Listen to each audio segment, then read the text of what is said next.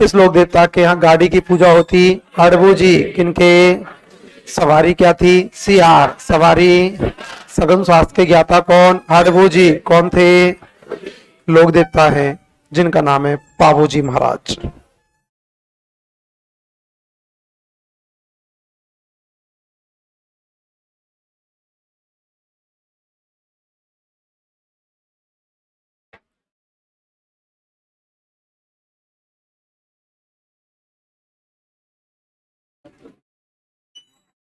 पाबू जी। पाबू जी का जन्म हुआ था कोलूमंड।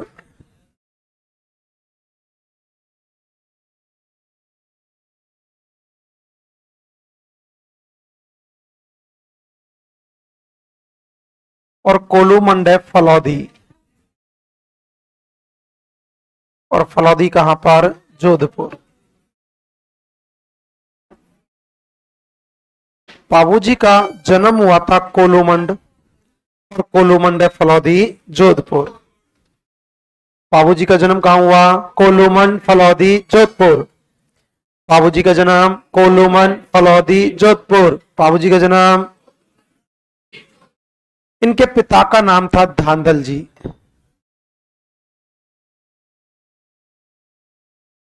मां का नाम था कमलाधि।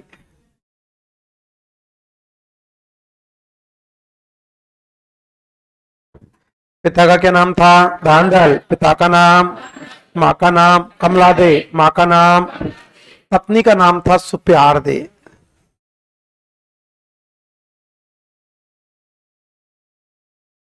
कोई भी किसी भी तरह की यदि व्यंग में हंसी हंसे या शब्द को रिपीट किया तो शायद गलत होगा आपके साथ, क्योंकि ये देवता हैं, है ना, और ये देवियां हैं, ये अपनी आराध्य देवी हैं, ये अपने आराध्य देव हैं। तो कोई भी किसी भी तरह की मजाक टाइप का कोई कुछ नहीं करेगा। पिता का क्या नाम था? धांधल। पिता का नाम। माँ का नाम कमला दे। माँ का नाम। पत्नी का नाम सुप्यार दे। पत्नी का नाम। जाति से थे ये राजपूत। जाति से कौन थे? राजपूत। गोत्र था इनका राठौड़। गोत्र कौन सा? राठौड़। गोत्र कौन सा? जाति से राजपूत। जाति से गोत्र कौन सा? राठौड़। जन्म कहां हुआ? कोलूमंड, फलौदी, जोधपुर। जन्म कहां हुआ? पिता का नाम धांधल। पिता का नाम। माँ का नाम। माँ का नाम। पत्नी का नाम। पत्नी का नाम। जाति से। जाति से कौन से? राठौर। कौन से? इनकी घोड़ी का नाम था केसर कालमी।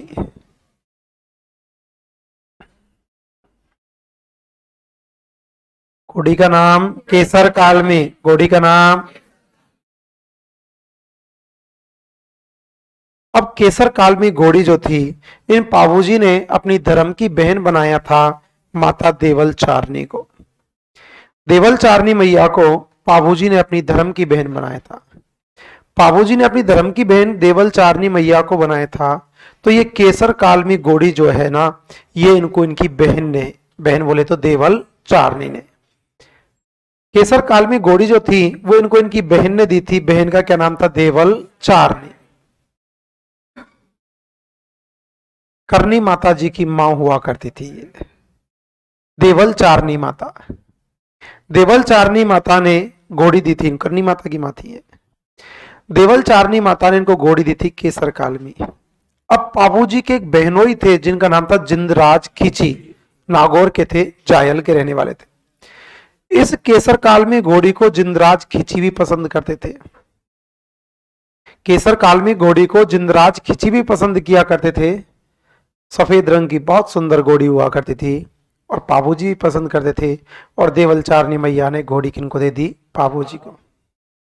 तो पाबूजी ने देवल चारनी मैया को वचन दिया था कि माँ, बहन, तुमने मेरे लिए घोड़ी दी है, आप मेरी बहन हो, मैं आपको वादा करता हूं कि आप मुझे याद करना। यदि आपके ऊपर कोई परिस्थिति आई ना, तो मैं वादा करता हूं मैं दुनिया की बड़ी से बड़ी खुशी में हूंगा, चाहे बड़े से बड़े गम में हूंगा। मैं बड़ी से बड़ी खुशी में हूंगा चाहे बड़े से बड़े गम में हूंगा, पहले तो आपकी मदद करने के लिए आऊंगा।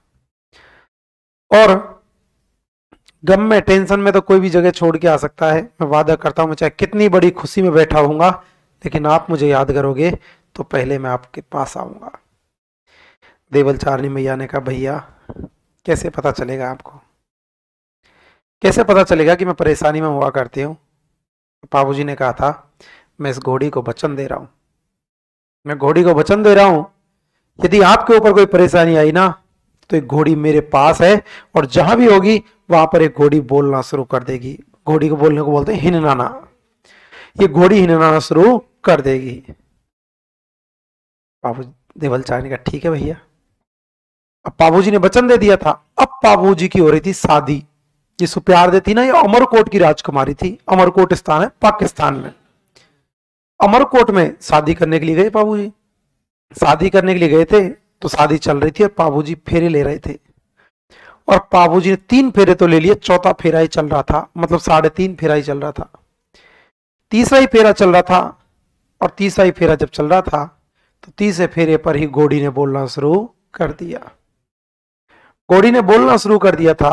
जब घोड़ी ने बोलना शुरू कर दिया तो बाबूजी समझ गए कि अपनी बहन के ऊपर कोई दिक्कत आ गई है। बहन बोले तो देवल चार, बहन देवल चारनी के ऊपर कोई ना कोई दिक्कत आ गई है, चलिएगा। और बाबूजी चौथे फेरे पे से ही रवाना हो गई। देवल चारनी मैया पे क्या दिक्कत आई थी मैं भी बता रहा था। बाबूजी का एक बहनोई था जिंदराज खींची।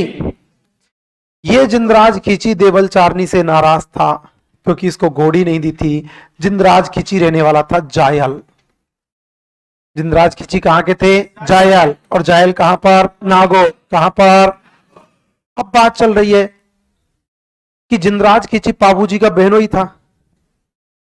बाबूजी का बहनोई था तो ये भी शादी में गया होगा, बारात में गया होगा। बाबूजी जिंदराज खींची नहीं गए। जिस शादी में जीजा और फूफा नाराज नहीं हो वो शादी वीरान सी लगती है। शादी में कंपलसरी है जीजाजी और फूफा जी का नाराज होना तो बनता है। जिंदराज खींची बाबूजी से भी नाराज था और जिंदराज खींची बाबूजी की बारात में नहीं गए। इधर जिंदराज खींची ने देखा कि देवल चारनी पर यदि मैंने देवल चारनी को परेशान किया तो कौन आ जाएंगे? बाबूजी। क्योंकि बाबूजी ने वचन दिया हुआ है कि कोई भी समस्या आएगी मैं कूद के आऊंगा, तो टेंशन मत कर। जिंदराज खींची ने आज दिमाग लगाया कि बाबूजी आपकी तो हो रही है शादी, आप तो मंडप में बैठे हुए हो, आज देखता हूं कैसे आते हो। और जिंदराज खींची ने शादी वाले दिन देवल चारनी की गायों पर आक्रमण कर दिया। देवल चारनी की गायों पर किसने आक्रमण किया? जिंदराज खींची। किसने? क्योंकि जिंदराज खींची को पता था कि यदि किसी और दिन आक्रमण किया तो बाबूजी भाग के आ जाएंगे। आज कैसे आएंगे? आज तो फेरों पर बैठे हुए हैं। आज देखता हूं देवल चारनी कैसे बाबूजी आते और कैसे आपकी गाय बचाते हैं। आक्रमण किसने कर दिया? जिंदराज खींची। किसने? किसकी गायों पर? देवल चारनी। किसकी गायों पर? गायों पर जब आक्रमण किया, देवल चारनी मैया परेशानी में थी। इस बात का पता चल गया था बाबूजी महाराज को, क्योंकि घोड़ी ने बोलना शुरू कर दिया। और जैसे ही घोड़ी ने बोलना शुरू किया, बाबूजी महाराज 3 फेरे तो पूरे हुए और 3.5 फेरे पे से रवाना हो गए। पूरे 7 फेरे भी नहीं लिए और चौथे फेरे पे से रवाना हो गए बाबूजी। किसकी गायों को बचाने के लिए? देवल चारनी। किसकी? और देवल चारनी की गायों को बचाने के लिए आ गए थे देचू गांव। कौन सा गांव था? देचू गांव। कौन सा गांव? और देचू गांव है जोधपुर। कौन सा गांव? देचू गांव। कौन सा गांव? कहां पर? जोधपुर। कहां पर? किनकी गाय? देवल चारनी। किनकी गाय? किससे? जिंदराज खींची। किनसे? कहां के थे? जायल। कहां के? जायल कहां पर? नागौर। कहां पर? किनकी गाय? देवल चारनी। किनकी गाय? कौन सा गांव? देचू गांव। कौन सा गांव? कहां पर? जोधपुर। कहां पर? बाबूजी का जन्म कहां हुआ? कोलूमन फलौदी जोधपुर। बाबूजी का जन्म। पिता का नाम धांधल। पिता का नाम। माँ का नाम कमला दे। माँ का नाम। पत्नी का नाम सुप्यार दे। पत्नी का नाम। जाति से राजपूत। जाति से कौन से? राठौर। कौन से? घोड़ी का नाम केसर कालमी। घोड़ी का नाम किसने दी थी? देवलचार ने। किसने आक्रमण? किसने जिंदराज खींची? किसने? कहाँ का था? जायल। कहाँ का? जायल कहाँ पर? नागौर। कहाँ पर? किनकी गाय बचाई? देवलचारनी। किनकी? कौन आ गए? बाबूजी। कौन आ गए? कौन सा गांव? बेचू गांव। कौन सा गांव? कहाँ पर? जोधपुर। कहाँ पर? इसमें बाबूजी के साथ 4 लोग और थे। चांदा, डेमा, हरमल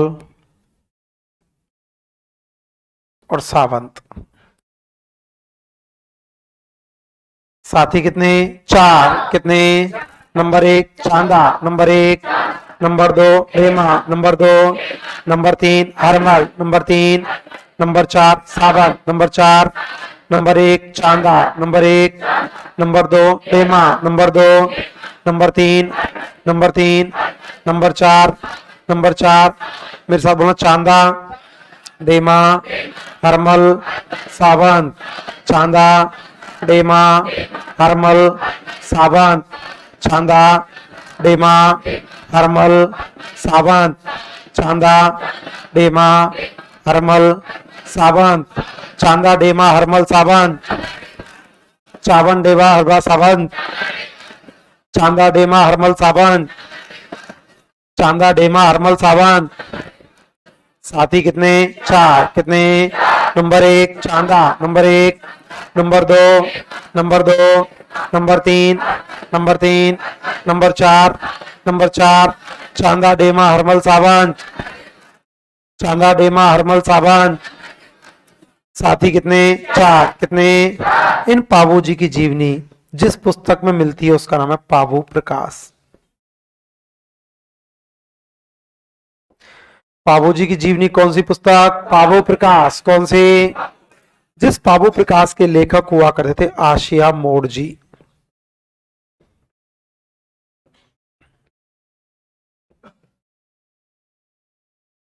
पाबू प्रकाश के लेखक कौन थे? आशिया मोड़ जी। कौन थे?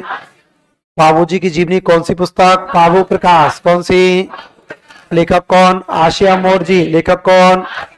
गाय किनकी बचाई? देवलचार ने। गाय किनकी? किनसे बचाई? किनसे? कहाँ के थे? जायल। कहाँ के? जायल कहाँ पर? कहाँ पर? कौन सा गांव? बेचू गांव। कौन सा गांव?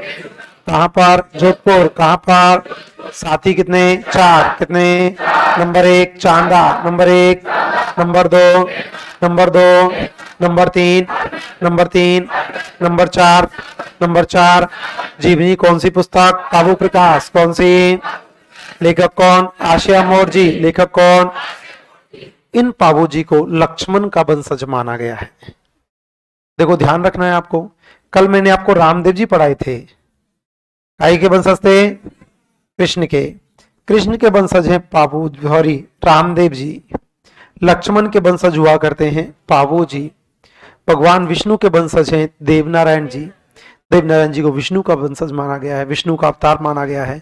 लक्ष्मण का अवतार, अच्छा मैंने वंशज लिख दिया, क्या वंशज नहीं है, अवतार है। लक्ष्मण के अवतार हैं पाबू जी। शेषनाग के अवतार हैं कल्लाजी राठौड़।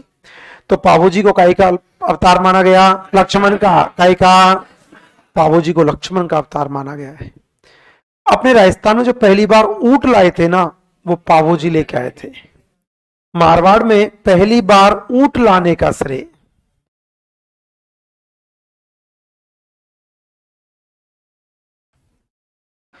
मारवाड़ में पहली बार ऊंट लाने का श्रेय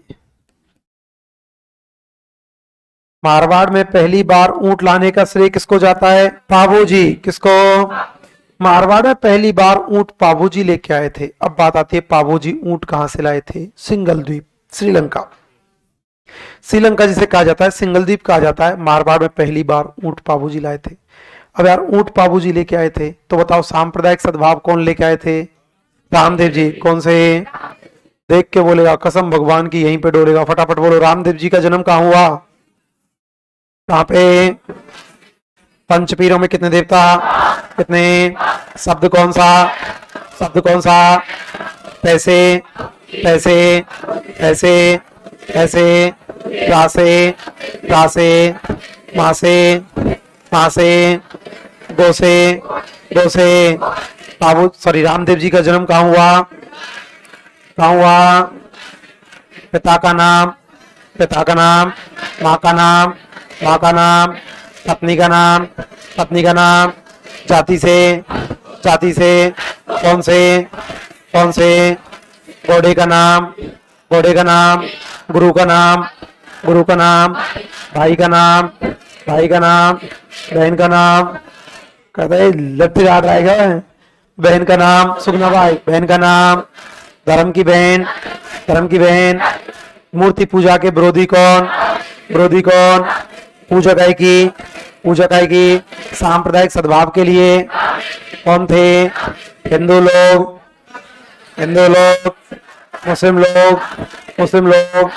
पंथ कौन सा, पंथ कौन सा, नृत्य कौन सा, नृत्य कौन सा। फांस काट दे कतई। और आपको एक बात और बता दूं, आजकल का जो पैटर्न चल रहा है ना, क्वेश्चन आते हैं कल्चर में से, हिस्ट्री में से ज्यादा क्वेश्चन नहीं आते। सबसे ज्यादा क्वेश्चन आते हैं ना, वो कल्चर में से ही आते हैं। आइएगा, आते हैं लेकिन इतने नहीं आते जितने कल्चर में से आते हैं।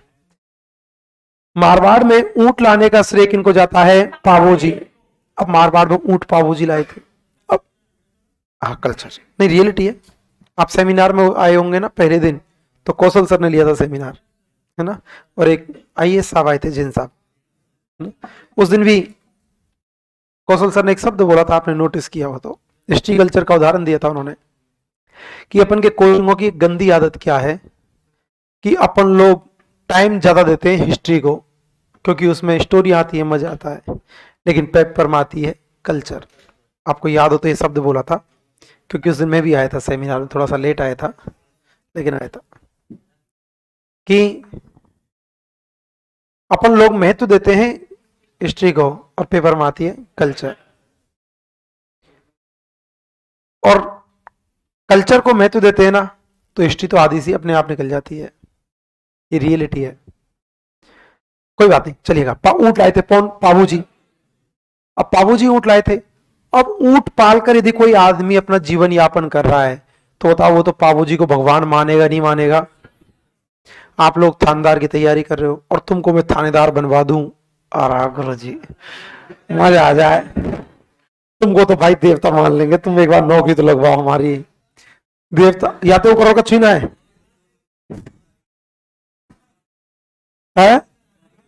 महादेव मान ली है।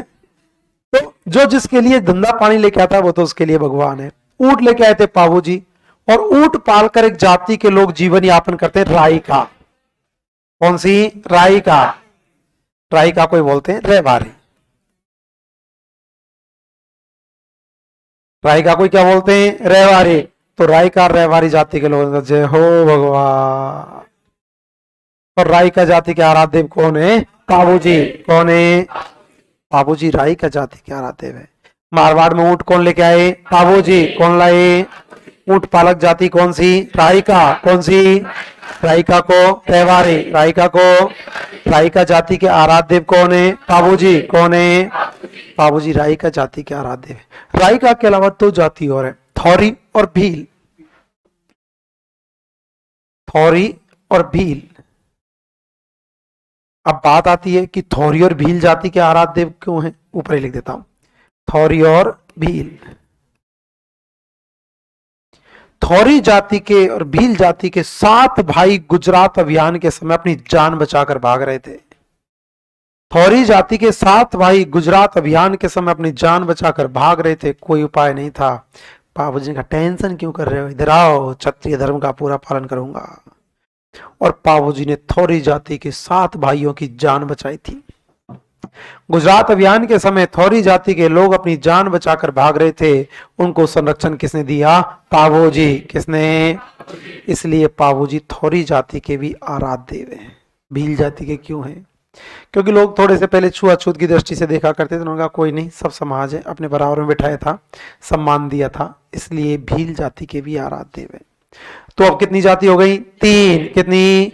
नंबर 1 राइका, नंबर 1 राइका को रेवारी, राइका को number 2 Thori, number 2 number 3 Bhil, number 3 number 1 Raika, number 1, number 2 Thori, number 2, number 3 Bhil, number 3, number 1 Raika, number 1, number 2 Thori, number 2, number 3 Bhil, number 3 Raika जाति के आराध्य देव कौन है? पाबूजी। कौन है? राइका के अलावा 2, राइका के अलावा number 1 Thori, number 1, number 2 Bhil, number 2 ऊंट कौन लेके आए? पाबूजी। मेरा आपसे एक क्वेश्चन, बोलना मत, और जो सही उत्तर देगा ना उसको मेरी ओर से सरप्राइज पार्टी शनिवार की शाम को। थोड़ा पहले आज ही दे देना, और नहीं दिया तो आप दोगे। अरे नहीं यार, ये ब्लैकमेलिंग। आइएगा, क्वेश्चन सुनना गौर से। पाबूजी की फड़ कब बांची जाती है? ऑप्शन दूंगा, ऑप्शन दे रहा हूं। अरे ऑप्शन दे रहा हूं भाई दादा।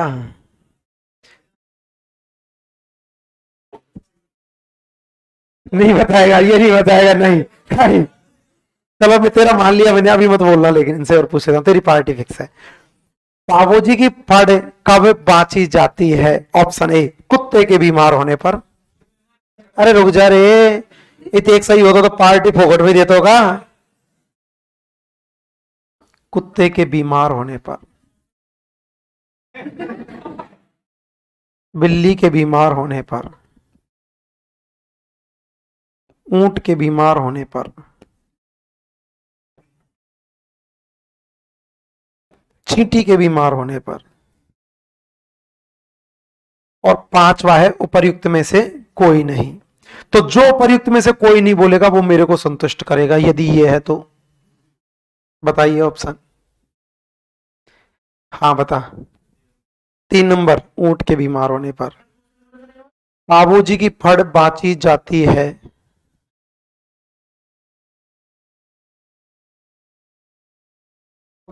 ऊंट के बीमार होने पर।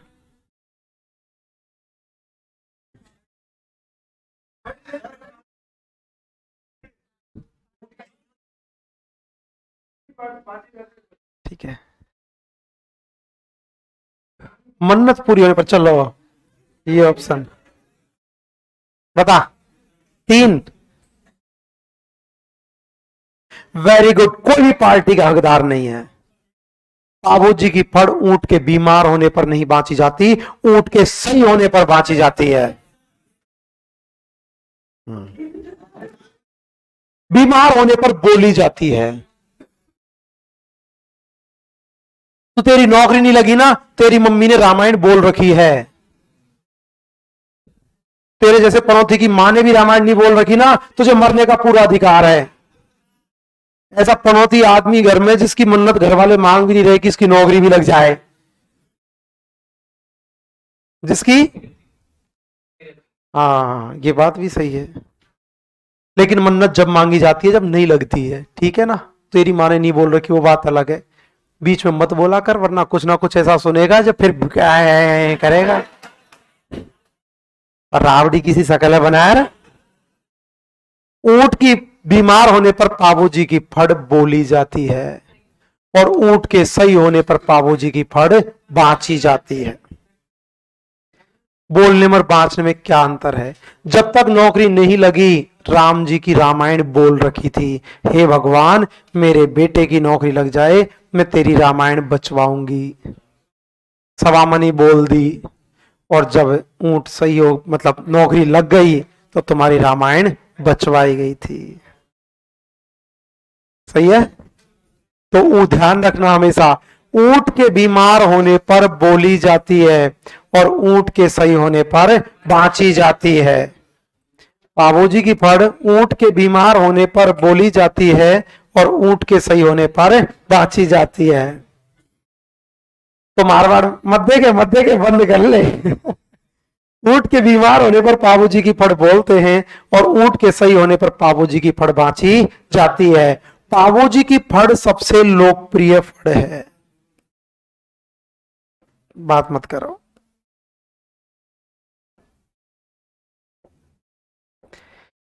सबसे लोकप्रिय फड़ किन की है? पाबूजी। किन की?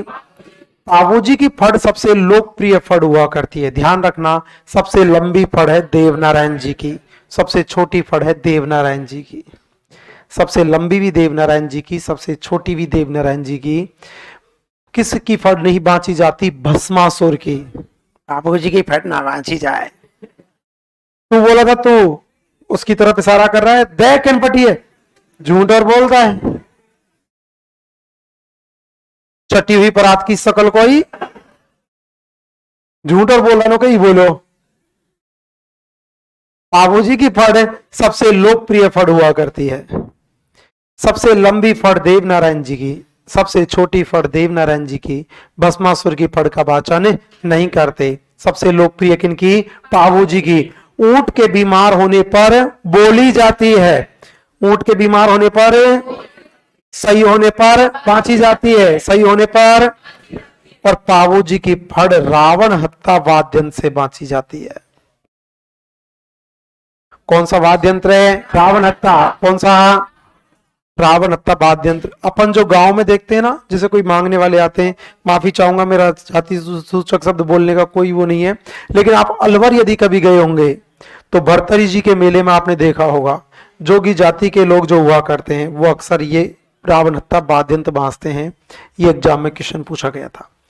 नारियल इस प्रकार का होता है, यदि नारियल को काट दिया गया तो आधा नारियल ये रह गया और इसी पे एक डंडा लगा दिया जाता है।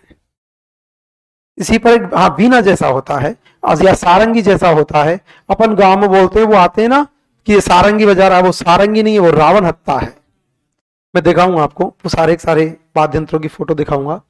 इसके ऊपर यहाँ पे ये तार लगा दिया गया, यहाँ पे खुंडी बना दी गई। तो ये वाद्यंत्र कौन सा? रावण हत्ता। काई से बनता है? आधे कटे नारियल से। ऐसा ही एग्जाम में क्वेश्चन पूछा गया कि आधे कटे नारियल से कौन सा वाद्यंत्र बनता है? रावण हत्ता। रावण हत्ता वाद्यंत्र आधे कटे नारियल से बना करता है और पाबूजी की फड़ जो है वो रावण हत्ता वाद्यंत्र से बांची जाती है। कौन सा वाद्यंत्र है? रावण हत्ता। कौन सा? सबसे लोकप्रिय फड़ किनकी? पाबूजी। किनकी? और पाबूजी की फड़ जो है वह नायक जाति के बोपों के द्वारा बांची जाती है। कौन सी जाति? नायक। सर हमने तो पढ़ा है कि रेवारी जाति के लोगों के द्वारा बांची जाती है। जी, नायक यदि ऑप्शन में नहीं आया तो फिर आंसर आएगा रेवारी। आयड़, आयड़ कौन सी जाति है? नायक। हाँ, थौरी, थौरी जाति के लोगों के द्वारा इनके क्या गीत गाए जाते हैं, जिनको बोलते हैं पाबूजी के पवाड़े। आएंगे अभी। सबसे लोकप्रिय फड़ किनकी? पाबूजी। किनकी? कौन सी जाति? नायक। कौन सी? वाद्यंत्र कौन सा? रावण हत्ता। कौन सा? पाबूजी की फड़ नायक जाति के बोपों के द्वारा बांची जाती है और नायक जाति के बोपों के द्वारा कौन सा वाद्यंत्र है? रावण हत्ता। कौन सा? ऊंट कौन लेके आए? पाबूजी। कौन लाए? ऊंट पालक जाति कौन सी? राइका। कौन सी? राइका को रेवारी। राइका को, राइका जाति के आराध्य देव कौन है? पाबूजी। कौन है? राइका के अलावा थौरी, राइका के अलावा और भील। और लोकप्रिय फड़ किनकी? पाबूजी। किनकी? कौन सी जाति? नायक। कौन सी? वाद्यंत्र कौन सा? रावण हत्ता। कौन सा? पाबूजी के गीतों को बोलते पाबूजी के पवाड़े।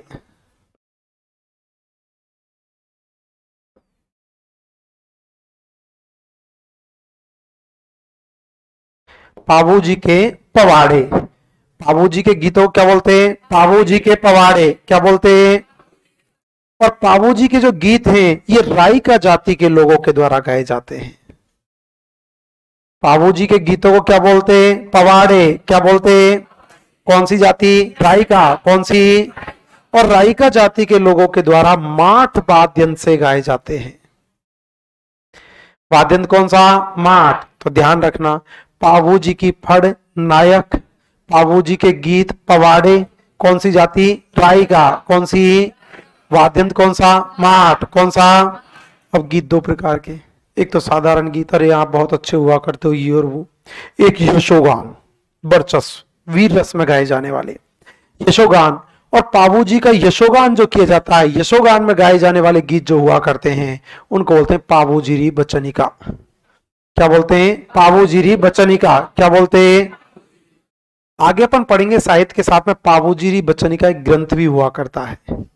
पाबू जी के गीतों को तो क्या बोलते हैं? पाबू जी के पवाड़े। क्या बोलते हैं? और पाबू जी का यशोगान जो है वो थौरी जाति के लोगों के द्वारा किया जाता है।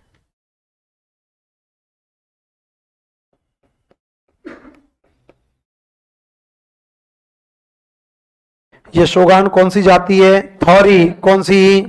तो ध्यान रखना, पढ़ नायक पवाड़े रायका यशोगान थौरी। यशोगान फड़े नायक फड़े पवाड़े रायका पवाड़े यशोगान थौरी। यशोगान फड़ कौन सी जाति? नायक। पाद्यंत कौन सा? रावणत्ता। कौन सा? पवाड़े रायका पवाड़े। वाद्यंत कौन सा? माठ। कौन सा? यशोगान थौरी। यशोगान। पाबूजी का जन्म कहाँ हुआ? कोलूमन फलौदी जोधपुर। पाबूजी का जन्म। पिता का नाम धांधल। पिता का नाम। माँ का नाम। माँ का नाम। पत्नी का नाम। पत्नी का नाम। जाति से। जाति से कौन से? कौन से? गोडी का नाम। गोडी का नाम किन्होंने दी थी? देवल चारनी। किन्होंने? देवल चारनी की गायों को किसने बचाया? पाबूजी। किसने? किससे? जिंदराज खींची। किससे? कहाँ के थे? जायल। कहाँ के? जायल कहाँ पर? कहाँ पर? कौन सा गांव? किचू गांव। कौन सा गांव? कहाँ पर है? कहाँ पर? कहाँ पर? साथी कितने? कितने? Number 1, number 1, number 2, number 2, number 3, number 3, number 4, number 4। जीवनी कौन सी पुस्तक? बाबू प्रकाश। कौन सी? लेखक कौन? आशिया मोर्जी। लेखक कौन? अवतार काय के? लक्ष्मण के। अवतार काय के? ऊंट कौन लेके आए? बाबूजी। कौन लाए? ऊंट पालक जाति कौन सी? कौन सी? राइका को। राइका को। राइका जाति के आराध्य देव कौन है? कौन है? 3.5 फेरों पे से उठ के आए थे, इसलिए आज भी पाबूजी के सम्मान में 4 ही फेरे लिए जाते हैं। आपने देखा होगा कि 4 फेरे लेते हैं, तो ऐसे स्थानीय भाषा में पूछते हैं 4 फेरे क्यों लेते हैं। वास्तव में पाबूजी के सम्मान में पाबूजी 4 फेरे लेके आए थे, इसलिए 4 फेरे लेते हैं। कहीं पर 4 फेरे लेते हैं, जब महिलाएं एक ऑप्शन बताती हैं 4 फेरे क्यों लेते हैं, ऐसे बोलते हैं कि ऑप्शन बचा के रखते हैं। गांव में ऐसे ही कहा जाता है कि कई बार ऐसे रिवाज हुआ करती है कि महिला तो यदि पति खत्म हो जाते तो महिला और भी फेरे, सॉरी, पुरुष पत्नी खत्म हो गई तो पुरुष और भी फेरे ले सकता है, लेकिन महिला सिर्फ 7 ही फेरे ले सकती है, इसके अलावा कभी उसे फेरे लेने का अधिकार नहीं होता। तो गांव में स्थानीय भाषा में ऐसा है नहीं है, स्थानीय भाषा में ऐसे बोलते हैं कि 3 फेरे लेते हैं। कई बार क्या होता था कि पति यदि खत्म हो गए तो कई जगह पर पुनर्विवाह का प्रावधान हुआ करता था, जो एक अच्छी रस्म हुआ करती है। पुनर्विवाह अपना अपना नजरिया है, मेरी नजरों में पुनर्विवाह बहुत अच्छी रस्म है। सवाई जयसिंह ने इसको बढ़ावा दिया था, जयपुर के राजा थे। पुनर्विवाह होना चाहिए, क्योंकि इस दुनिया में पति के खत्म होने से बड़ा श्राप दुनिया में धरती पर और कोई नहीं है। भगवान ना करे किसी के साथ ऐसा हो, लेकिन इसका दर्द सिर्फ वही महिला जान सकती है जिसका पति खत्म हुआ है। बिना पति के पूरी जिंदगी कैसे निकालती है, ये उससे बड़ा दर्द कोई नहीं जान सकता साहब। और अपने पुराने लोग जो हुआ करते थे वो इसके विरोधी हुआ करते थे कि पुनर्विवाह नहीं करना है। आजकल समाज इस मामले में बहुत अच्छा हो चुका है। आजकल तो इतनी अच्छी रस्म हो चुकी है कि ससुर साहब भी आगे चल के बेटी मानकर शादियां कर दिया करते हैं। अच्छी बात है ये। तो गांव में ऐसे बोलते हैं कि दोबारा यदि शादी की जाती तो फेरे तो लेने ही है, तो कि वो 3 फेरे इसलिए बचा के रख लिए जाते थे, लेकिन वास्तव में ये है कि 4 फेरे जो लिए जाते हैं वो पाबूजी के सम्मान में लिए जाते हैं। पाबूजी 4थे फेरे पे से उठ के आ गए थे, इसलिए आज भी पाबूजी के सम्मान में कितने फेरे लेते हैं? 4। ऊंट कौन लेके आए? पाबूजी। कौन लाए? ऊंट पालक जाति राइका। कौन सी? राइका को। रेवाड़ी। राइका को। राइका जाति के आराध्य देव कौन है? पाबूजी। कौन है? आजकल ये बच्चे ऑनलाइन नहीं आ रहे 3 दिन से। नहीं, यहाँ पे नहीं, मैं दो जगह और ले रहा हूँ, वहां पे भी ऑनलाइन शो नहीं हो रहे, कोई कारण है क्या इसका? अच्छा, मैं दो जगह और क्लास लेता हूँ, वहाँ 150 ऑनलाइन और 2 3 दिन से नोटिस करे 4 ऑनलाइन, 2 ऑनलाइन, 8 ऑनलाइन, 15 ऑनलाइन। और यहाँ पे भी आज मैं देख रहा हूँ, कल भी देख रहा था। हाँ, कल भी कम थी। तीनों जगह पर यही प्रॉब्लम है, सेम।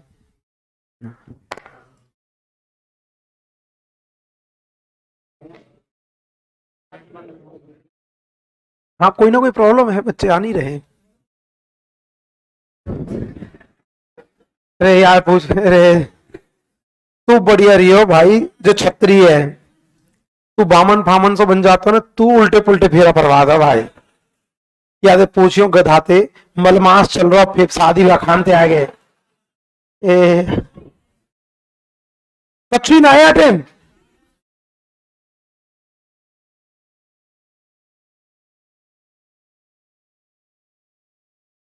हाँ चलो, 15 तारीख को खत्म हो जाएगा मलमास। तो उसके बाद फिर शादी वापस। मलमास में अक्सर ऐसे बोलते हैं कि अपनी हिंदू संस्कृति में कि शादी विवाह नहीं होते। अब तेरे का काम तेरे शादी विवाह नहीं थे, जो तेरे पता हो गई, कोई बात नहीं। ऊंट कौन लेके आए? पाबू जी। कौन लाए? ऊंट पालक जाति कौन सी? राइका। कौन सी? राइका को। राइका को। राइका के अलावा कितनी? 3। कितनी? राइका के अलावा कितनी? Number 1 Thori. Number 1। Number 2। Number 2। सबसे लोकप्रिय फड़ किनकी? किनकी? वाद्यंत्र कौन सा? रावणत्ता। कौन सा?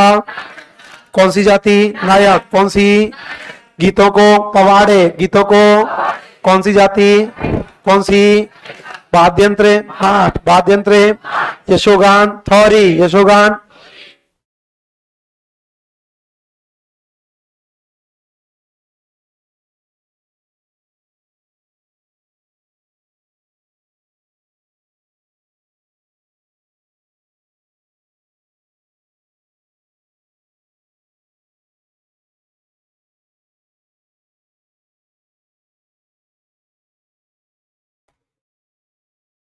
वाद्यंत्रों में कतई कंफ्यूज नहीं होना।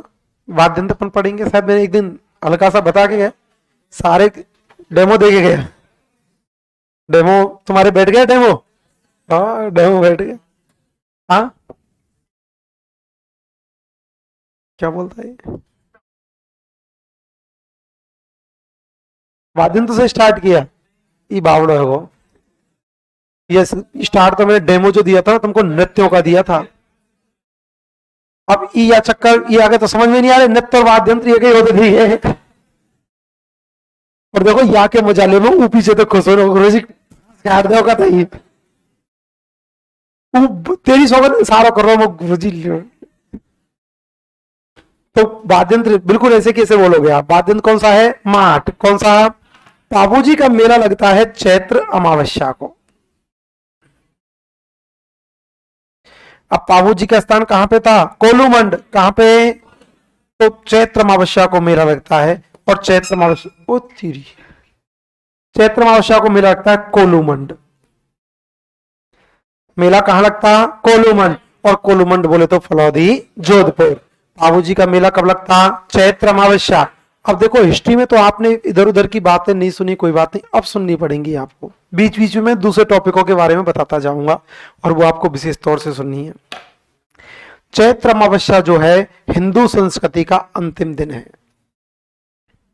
चैत्र अमावस्या हिंदू संस्कृति बोले तो विक्रम संवत, विक्रम संवत का अंतिम दिन होता है चैत्र अमावस्या। गर्म पानी है इसमें,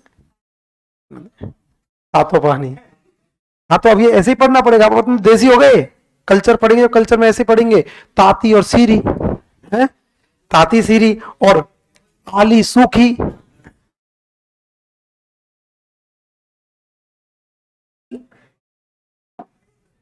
आली और सूखी, ताती और सीरी, तो कोई बात नहीं। चैत्र अमावस्या विक्रम संवत का अंतिम दिन, इतना ही ध्यान रखना है आपको अभी बस। मेला कब लगता? चैत्र अमावस्या। मेला कब लगता? कहां पे लगता? कोलूमन। कहां लगता? कोलूमन। फटाफट से बोल के सुना दो एक बार। बाबूजी का जन्म कहां हुआ? कोलूमन, फलौदी, जोधपुर। कहां हुआ? पिता का नाम, ध्यान डाल, पिता का नाम, माँ का नाम, माँ का नाम, पत्नी का नाम, पत्नी का नाम, जाति से, जाति से, कौन से, कौन से, बॉडी का नाम, बॉडी का नाम, अवतार काय के, अवतार काय के, किसकी गाय बचाई, किसकी, किससे, जिंदराज की जी, किससे, कहाँ के थे, कहाँ के, जायल कहाँ पर, कहाँ पर, कौन सा गांव, कौन सा गांव, कहाँ पर, कहाँ पर, साथी कितने, कितने, नंबर एक, नंबर एक, नंबर दो, नंबर दो, नंबर तीन, नंबर तीन, नंबर चार, नंबर चार, जीवनी कौन सी पुस्तक, कौन सी, लेखक कौन, आशिया मोर जी, लेखक कौन, ऊंट कौन लेके आए, बाबूजी, कौन लाए, ऊंट पालक जाति, ऊंट पालक,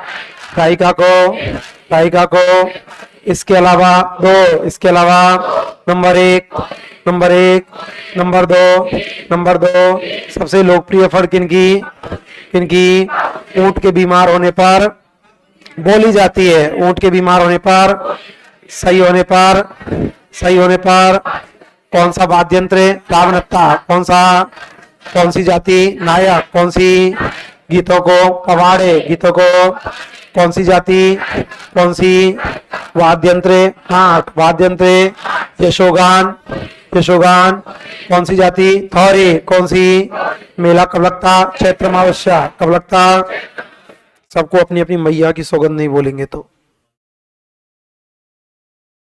जन्म कहाँ हुआ, कोलोमन फलादी जोधपुर, जन्म कहाँ हुआ, पिता का नाम, पिता का नाम, माँ का नाम, माँ का नाम, पत्नी का नाम, पत्नी का नाम, जाति से, जाति से, कौन से, कौन से, बॉडी का नाम, बॉडी का नाम, अवतार काय का, अवतार काय का, ऊंट कौन लेके आए, कौन लाए, ऊंट पालक जाति कौन सी, कौन सी, गायिका को, गायिका को, सबसे लोकप्रिय फल किनकी, किनकी, गायिका के अलावा कितनी जाति, दो, कितनी, नंबर एक, नंबर एक, नंबर दो, नंबर दो, लोकप्रिय फल, बाबूजी, लोकप्रिय फल, ऊंट के बीमार होने पर, बीमार होने पर, सही होने पर, सही होने पर, कौन सी जाति, नायक, कौन सी, कौन सी, वाद्यंत्र कौन सा, कौन सा,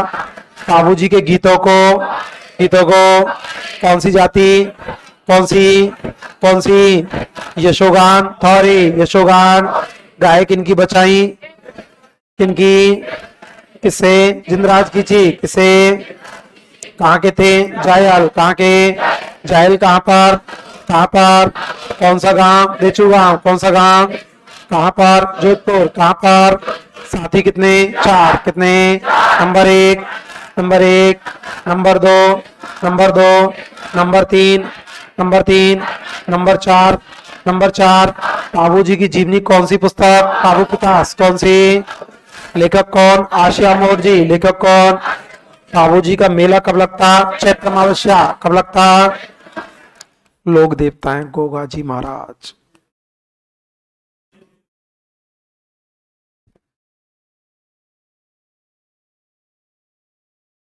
गोगा जी, गोगा जी का जन्म हुआ था ददरेवा।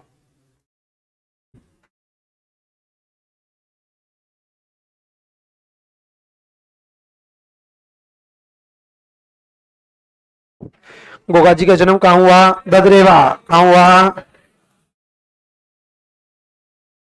तुम फांस काट रहे हो यार चाय में, मतलब बढ़िया।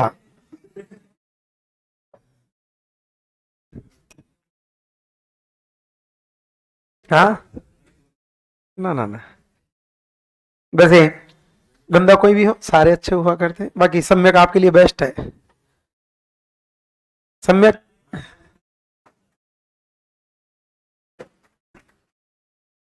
मैं भी जब शुरुआत में सम्यक में आया था ना, तब मैं आपको बता रहा हूँ, पहले दूसरे तीसरे दिन मतलब ऐसा अनकंफर्टेबल सा फील किया था मैंने। बात हुई थी स्टाफ रूम में सी, मैं 3 दिन बहुत, 4 दिन बहुत अनकंफर्टेबल फील किया, मेरे को थोड़ा सा कम मजा आया था शुरुआत के 4 दिन में। और अब मैं, एक ऐसा बैच हुआ करता है, तुम, अब मेरे को ऐसा बैच है जिसको मैं लेने के लिए पूरे दिन में, यदि अकेला भी बैच हो ना तो मैं आ सकता हूँ क्लास लेने। बाकी हाँ,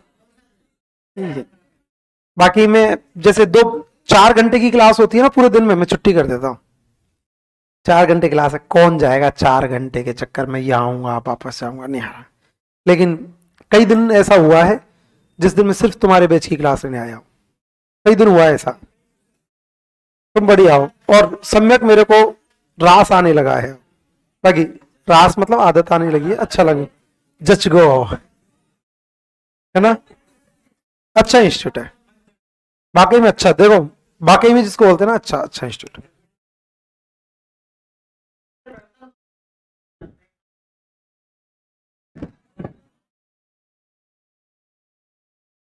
तो बेटा कल 4 घंटा लूंगा, ध्यान रख लीजिए। 4 घंटा में तो थक जाओगे, तू ध्यान रख लीजिए।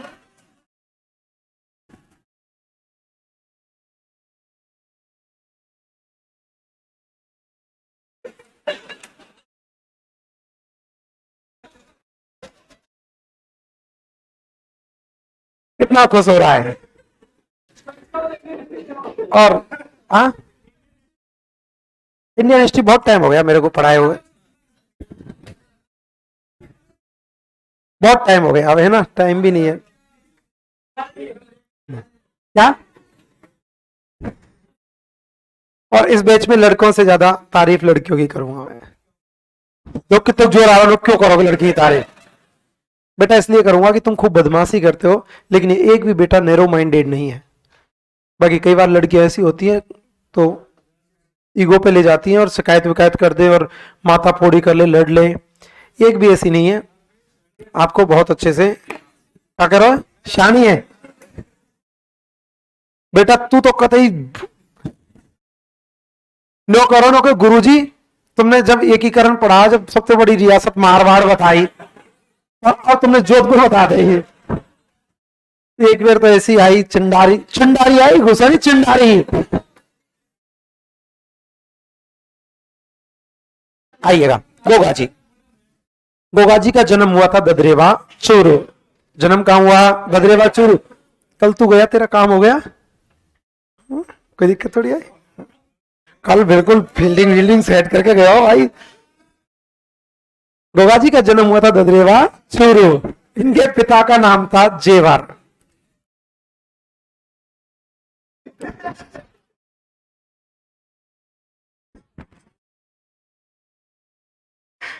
पिता का नाम था जेवर, पिता का नाम जेवर, मां का नाम था बाचल।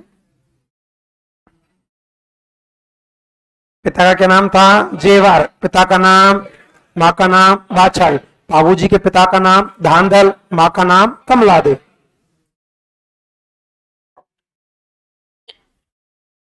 अब ध्यान रखना, वहां पे बाबूजी की मां का नाम था कमला दे और गोगा जी की पत्नी का नाम था केलम दे।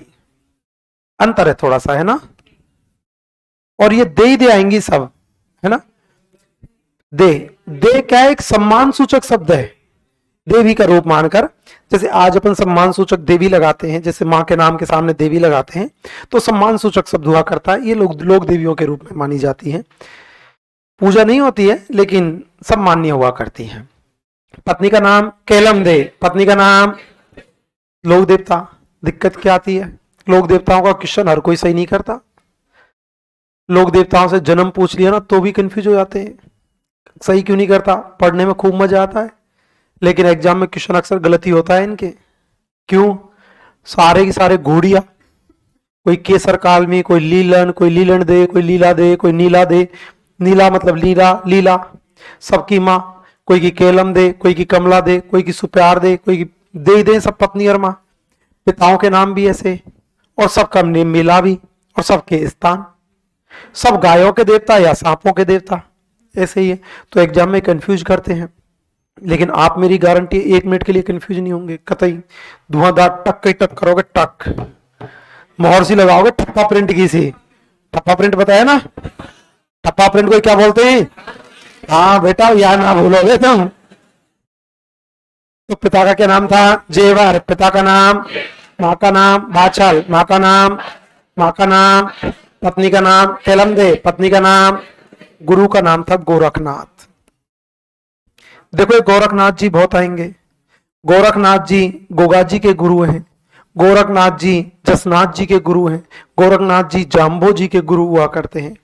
तो गुरु का क्या नाम था? गोरखनाथ जी। गुरु का नाम, जन्म कहाँ हुआ? ददरेवा चोरो। जन्म कहाँ हुआ? पिता का नाम जेवार, पिता का नाम, माँ का नाम बाछल, माँ का नाम, पत्नी का नाम केलमदे, पत्नी का नाम, पत्नी का नाम, गुरु का नाम गोरखनाथ जी। गुरु का नाम, जाति से थे राजपूत। जाति से कौन? राजपूत। जाति से गोत्र था इनका चौहान। गोत्र कौन सा? चौहान। तो रामदेव जी तो कौन थे? तवर वंशी है। अरबू जी साकला, पाबू जी राठौर और गोगा जी गोत्र कौन सा? चौहान। जाति से राजपूत, जाति से गोत्र कौन सा? चौहान। गोत्र कौन सा? इनकी घोड़ी का नाम था नीली घोड़ी।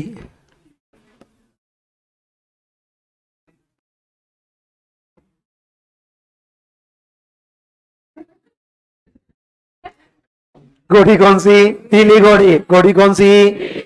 जाति से राजपूत, जाति से कौन से? चौहान। कौन से? हाँ बिल्कुल केदार। गोत्र कौन सा? चौहान। गोत्र कौन सा? घोड़ी कौन सी? नीली घोड़ी। घोड़ी कौन सी? इनकी जो ध्वजा है वो सफेद रंग की होती है।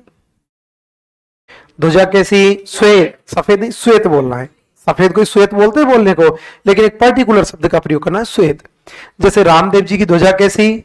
पचरंगी। कैसी? क्या बोलते? क्या बोलते? उसी प्रकार से गोगा जी की ध्वजा कैसी? श्वेत ध्वजा। इनका वृक्ष है खेजड़ी। वृक्ष कौन सा? खेजड़ी। आपने सुना होगा, गांव गांव गोगा, गांव गांव खेजड़ी। ऐसे बोलते हैं कि गांव गांव में गोगा जी का स्थान मिलता है, गांव गांव में खेजड़ी वृक्ष मिलता है। तो वृक्ष कौन सा? खेजड़ी। वृक्ष कौन सा? गुरु का नाम गोरखनाथ जी। गुरु का नाम, जाति से राजपूत, जाति से कौन से? चौहान। कौन से? घोड़ी का नाम नीली घोड़ी। घोड़ी का नाम, ध्वजा कैसी? श्वेत ध्वजा कैसी?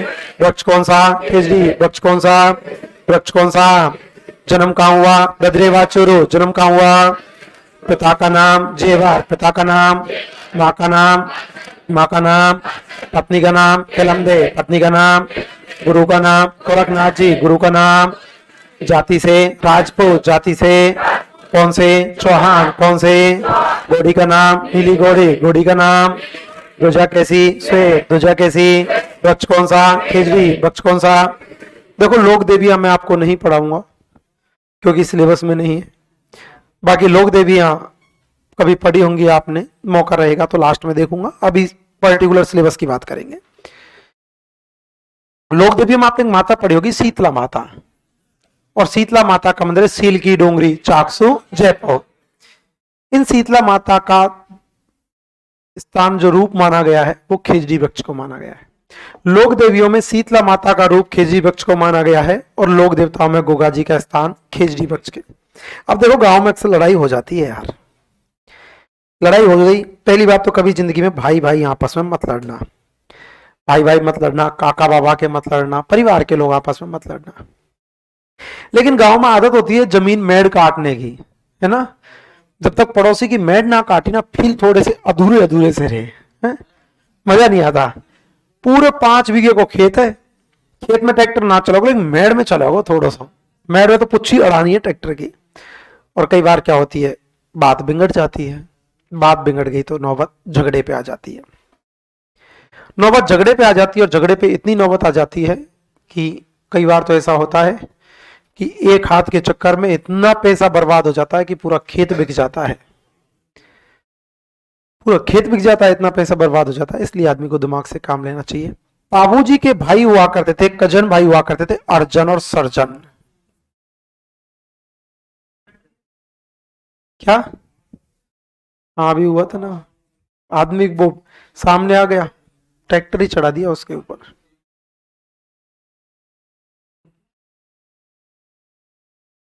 अर्जन और सर्जन। देखो, आदमी जोश में काम नहीं करना चाहिए, कभी भी ध्यान रखना जिंदगी में, क्योंकि आदमी जोश में कर तो देता है लेकिन बाद में तुरंत खत्म होते ही, उसने देखा ना ट्रैक्टर से कुचला, उसके 15 मिनट बाद में तो उसकी ऐसी हालत हो गई थी, खास था, वो घबरा गया भयंकर तरीके से। ऐसे नहीं घबराया कि अब क्या होगा, ऐसे कि यार गया, दुनिया छोड़ गया। भरतपुर में एक गांव है सिकरौदा सिकरौदी, वहां गोलियां चली, गोलियां चलने के बाद 5-6 लोगों को मारा गया। 15 मिनट बाद में उसके पैर फूल गए, उससे चला नहीं गया कि अरे हुआ क्या, आदमी मर गए। आदमी मर गए, जो भी 2 मिनट पहले सांस ले रहा था उसको मैंने मार दिया, घबरा गया आदमी। और सोचता है, कोई ये बोले ना नहीं सोचता, सोचता है कि यार ये हुआ क्या। जोश में तो उस समय कर देता है, लेकिन हमेशा ध्यान रखना जोश हर जगह काम नहीं करता। आदमी को थोड़ा सा संजीदगी रखनी चाहिए, थोड़ी सी प्लानिंग होनी चाहिए, मन में थोड़ी सी क्षमता होनी चाहिए। अर्जन सर्जन के साथ देखो यहाँ पे भी ऐसा ही हुआ है। भाई हुआ करते कजन अर्जन और सर्जन। अर्जन सर्जन के साथ गोगा जी का जमीन को लेकर थोड़ा सा विवाद चल गया था। गोगा जी का विवाद हो गया अर्जन सर्जन के साथ, तो अर्जन सर्जन ने बुला लिया था महमूद गजनवी को। महमूद गजनवी, और महमूद गजनवी को कहा कि महमूद गजनवी आप आ जाओ, आप गोगा जी पर आक्रमण करो और हम आपका साथ देंगे। आप गोगा जी पर आक्रमण करो कि यार ऐसे कैसे आक्रमण करें, कि एक काम करो, हमारी हिंदू संस्कृति में गाय हमारी पवित्र मां के बराबर हुआ करती है, गायों पर आक्रमण करो। गोगा जी बहादुर है, इस बात का तो हमको पता है, लेकिन ये बात अर्जन सर्जन ने महमूद गजनवी को नहीं बताई थी। अर्जन सर्जन ने ये बात महमूद गजनवी को नहीं बताई कि गोगा जी कितना बहादुर हुआ करता है, बस इतना ज्ञान दे दिया था कि गोगा जी की गायों पर आक्रमण कर दो, गायों पर आक्रमण कर दिया, हम तुम्हारे साथ रहेंगे। महमूद गजनवी ने ठीक है, और महमूद गजनवी आ गया, और महमूद गजनवी ने गोगा जी की गायों पर आक्रमण कर दिया। महमूद गजनवी ने गोगा जी की गायों पर आक्रमण किया। किसकी गायों पर? गोगा जी। किसकी पर? जैसे ही गोगा जी की गायों पर आक्रमण किया, गोगा जी ने अपना विकराल रूप धारण किया और पकड़ी तड़ तड़ तड़ तड़ काटना शुरू किया। इतनी भयंकर तरीके से सेना को काटा, इतना भयंकर तरीके से महमूद गजनवी को मारा, महमूद गजनवी के पांव फूल गए। और अर्जन सर्जन को बोला, अरे अर्जन सर्जन ले बैठो रे, अरे दादा कौन सु पंगा दिला दिया भाया, कौन है ये कोई इंसान नहीं है, ये कोई जहार पीर है भाई दादा, किससे तूने पंगा दिलवा दिया, ये इंसान नहीं, ये जहार पीर हुआ करता है। जहार पीर का मतलब होता है चारों दिशाओं में नजर आने वाला, धुआंधार, जहां देखो वहां गोगा जी कटिंग कर रहा है। महमूद गजनवी भूल गया, बाहर ले बैठा रे अर्जन सर्जन, कौन सो पंगा दिला दिया दादा। गोगा जी ने भयंकर काटा महमूद गजनवी को। भयंकर सेना के साथ युद्ध हुआ था, और गायों की रक्षा किससे की थी? महमूद गजनवी। किससे? किसने? गोगा जी। किसने? कजन कौन थे? अर्जन सर्जन। कौन थे? किसको बुलाया? महमूद गजनवी। किसको बुलाया? महमूद गजनवी ने क्या कहा? जहार पीर। क्या कहा? आज भी गोगा जी को मुस्लिम लोग जहार पीर के रूप में पूजते हैं। गोगा जी को मुस्लिम लोग किस रूप में? जहार पीर। किस रूप में? गोगा जी को मुस्लिम लोग जहार पीर के रूप में पूजा करते हैं। इसके दौरान गोगा जी की गर्दन कट गई थी। गोगा जी की गर्दन कटी तो गोगा जी की गर्दन, गर्दन को बोलते हैं अपन सिर, क्या बोलते हैं? सिर। और सिर आके गिरा था ददरेवा चूरू में। सिर कहां पे गिरा था? ददरेवा चूरू। कहां पे? सिर गिरा था ददरेवा चूरू, तो ददरेवा चूरू में बन गई शीर्ष मेढ़ी। गोगा जी की शीर्ष मेढ़ी कहां पर? ददरेवा चूरू। कहां पर? देखो इतिहास पढ़ते हैं तब तो मजा आता ही है, कल्चर में उससे भी ज्यादा मजा आता है। कारण है वहां पे तो चलो राजा थे, उन्होंने अपनी क्षत्रियता दिखाई थी। यहाँ पर साहब हमारे हर राजस्थानी माँ के बेटे ने क्षत्रियता दिखाई है। वहां तो राजा थे, चलो उन्होंने तो युद्ध किया था, यहाँ पर तो ये युद्ध के लिए अपनी समाज के लिए, अपने धर्म के लिए मरे थे, वो तो यहाँ पर ही अपनी गायों की रक्षा करने के लिए खुद को वीरगति को प्राप्त कर गए। इससे ज्यादा शौर्य और पराक्रम क्या होगा। आगे पढ़ेंगे अपन देवनारायण जी, आगे पढ़ेंगे तेजा जी, आगे पढ़ेंगे देव बाबा, आगे पढ़ेंगे कल्लाजी राठौर, दोनों हाथों से कटिंग कर रहे हैं, धुआंधार शेषनाग का अवतार हुआ करते हैं। वो राजा महाराजा हुए, उन्होंने अपने शौर्य साम्राज्य को बचाने के लिए, इन्होंने तो कोई साम्राज्य भी नहीं था, कोई शौर्य नहीं था, बस इज्जत और स्वाभिमान के लिए अपने आप को प्रस्ताव किया था, अपने आप को प्रस्तुत किया था। सिर कट गया, सिर जाके गिरा था ददरेवा में, शीर्ष मेढ़ी बन गई ददरेवा चूरू में। ऊपर वाले हिस्से को बोलते हैं सिर, नीचे वाले हिस्से को क्या बोलते हैं, धड़। क्या बोलते हैं, नीचे वाले हिस्से को बोलते हैं धड़, और धड़ को बोलते हैं अपन राजस्थानी भाषा में धुर। धड़ को क्या बोलते थे, धुर, और धुरमेढ़ी। धड़ वहीं रह गया तो धुरमेढ़ी बनी थी गोगा मेढ़ी हनुमानगढ़। गोगा मेढ़ी हनुमानगढ़। गाय किससे बचाई थी, महमूद गजनबी। गाय किसे, महमूद गजनबी से गायों की रक्षा की थी।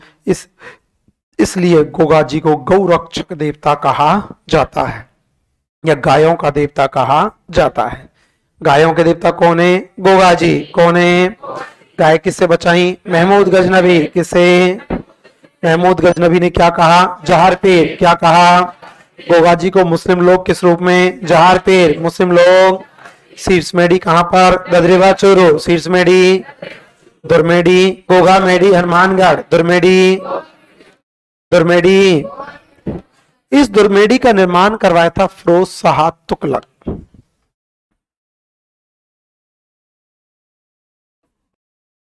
दुरमेढ़ी का निर्माण करवाया गया था फिरोज शाह तुगलक।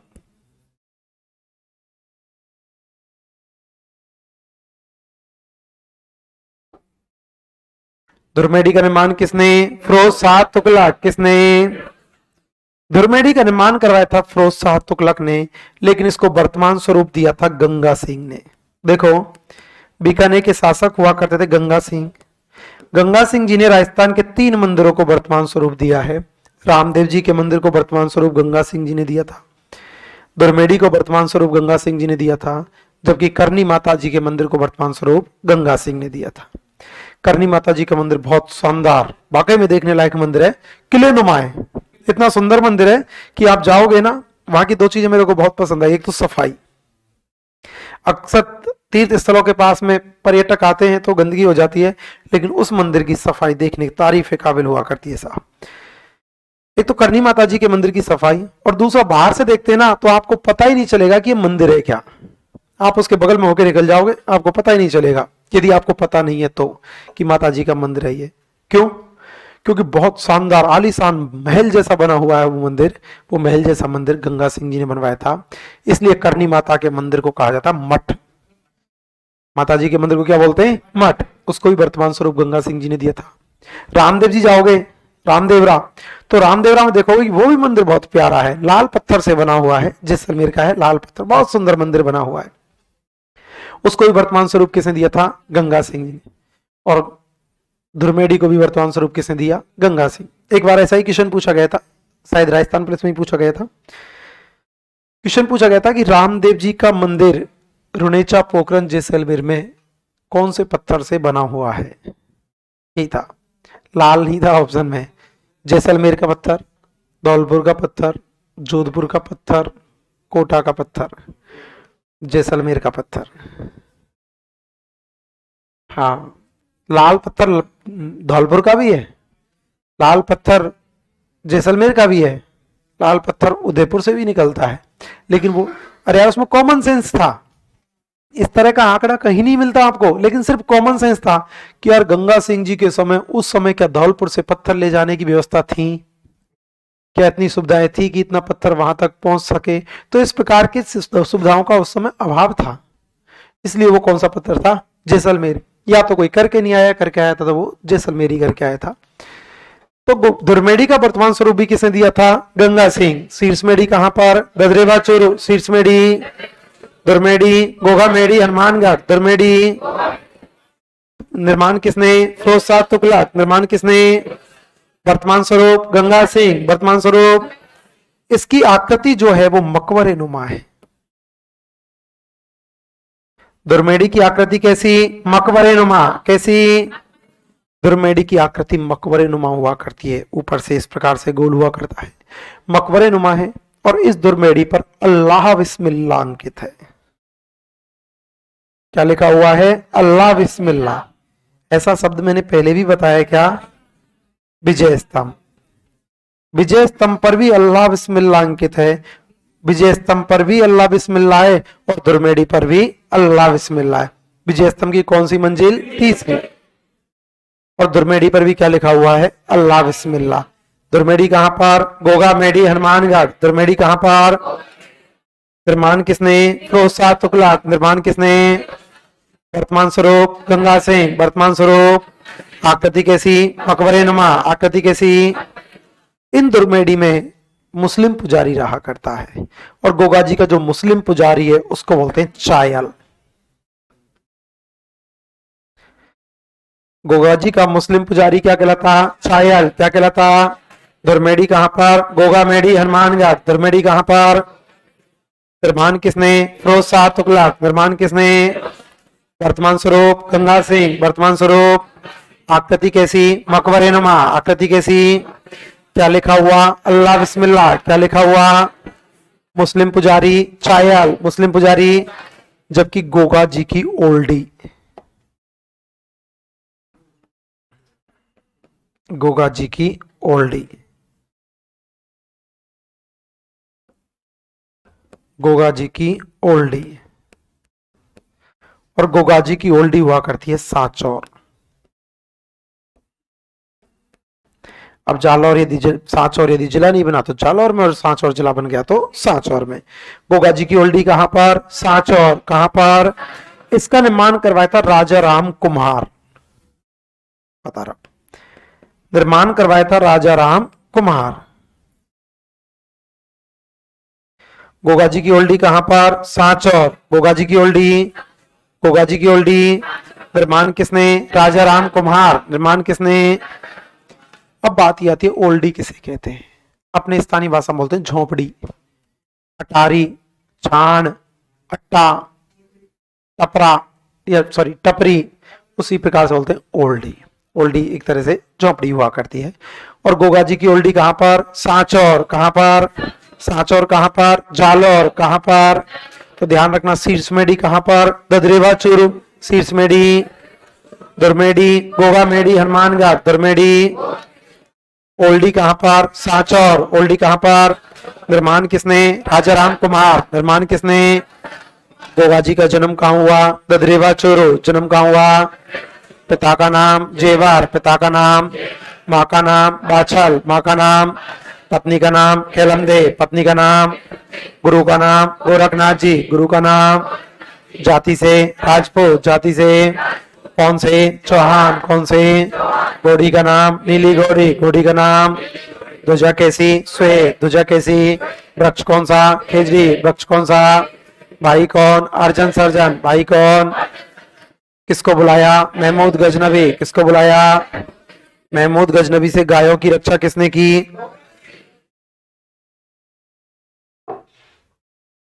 किसने की? गोगा जी। किसने की? महमूद गजनबी ने क्या कहा? जहार पीर। क्या कहा? मुस्लिम लोग गोगा जी को किस रूप में? जहार पीर। किस रूप में? शीर्ष मेडी कहां पर? ददरेवा चोरो। शीर्ष मेडी, दुर्मेडी, गोगा मेडी हनुमानगढ़। दुर्मेडी। निर्माण किसने? फिरोज शाह तुगलक। निर्माण किसने? मोबाइल का प्रयोग कौन करते? टोपी पहनकर मोबाइल का प्रयोग कौन करते?